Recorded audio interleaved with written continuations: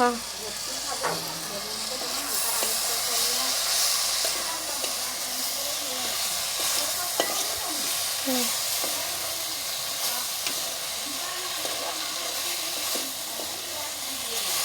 কি বানাওটা বললো নি কথা বলো না। আজকের রেসিপি হচ্ছে আমাদের চালতা চাটনি।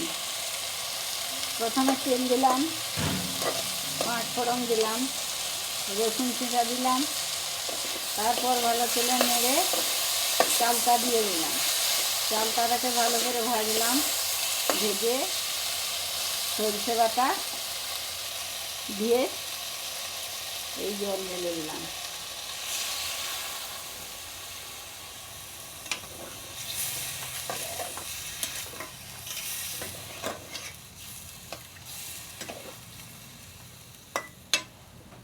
চিনি দিব।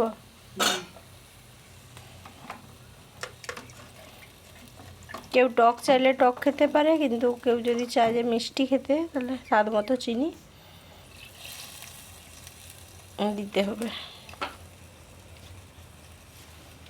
চিনি চিনি দিয়ে ওটা ফুটে আসবে, ফুটে আসলে এই স্বাদ মতো চিনি দিয়ে 5-7 মিনিট ফুটার পর নামিয়ে দিতে হবে।